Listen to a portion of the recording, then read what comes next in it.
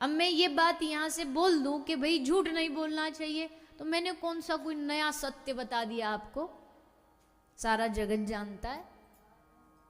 लेकिन उसके बाद भी, जानने के बाद भी वो बात हृदय में क्यों नहीं बैठती?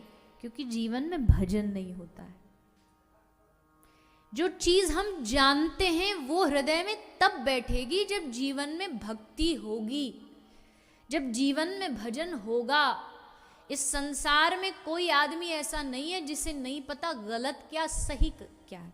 जैसे मैंने आपको एक उदाहरण दिया अभी अपना ही, कि रास्ते में आ रहे थे, दुकान पे लिखा था शराब सेहत के लिए हानिकारक है, सब पढ़ रहे हैं और वहीं जा जाके शराब खरीद के पी भी रहे हैं उसी दुकान पे।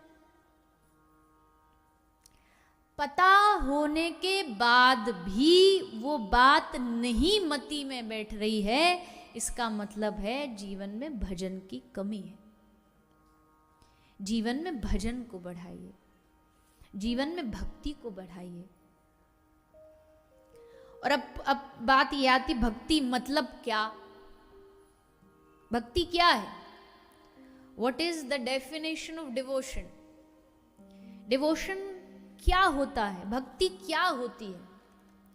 क्या चंद परंपराओं का निर्वहन करना भक्ति होता है?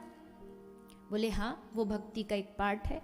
जैसे पूजा, आरती, तीर्थ स्थान, ये सब वेस्ट नहीं है। जो लोग कहते हैं अरे ये सब भक्ति नहीं होती, भक्ति दिल में होती है, ना ना ना भैया, ये भी भक्ति है। कौन कहता है ये भक्ति नहीं है?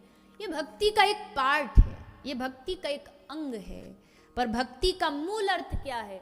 ले भक्ति का मूल अर्थ है भज सेवायाम।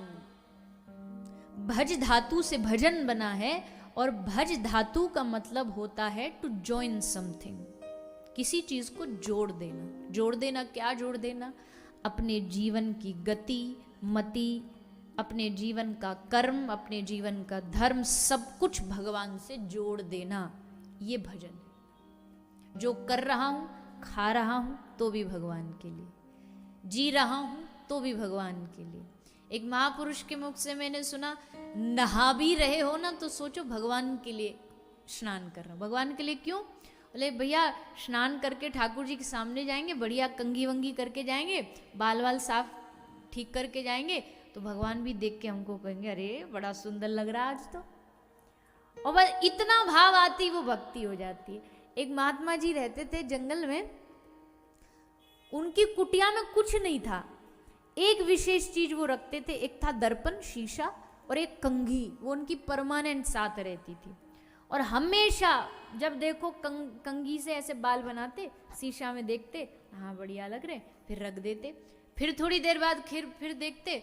अब संसार वाले देखेंगे तो यही बोलेंगे बाबा जी तो बड़ा ये फैशन के चक्कर में पड़ा है, जब देखो कंघी घुमाता रहता है। तो किसी ने पूछ लिया कि बाबा आप दिन भर कंघी करते रहते हो, दर्पण में चेहरा देखते रहते हो, ऐसा क्यों करते हो? तो बाबा ने कहा कि भैया हम किसी को ये बात बताते नहीं, पर तू पूछ रहा तो बता देते।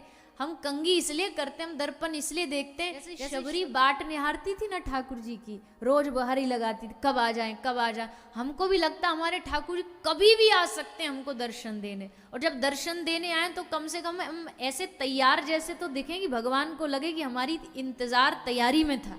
इसलिए हम कंघी करते रहते हैं कि अब ठाकुर जी आ जाए। अब बताओ, दर्पण कंघी की भक्ति किस शास्त्र में लिखी है? कौन सा शास्त्र कह देगा कंघा करना भजन है?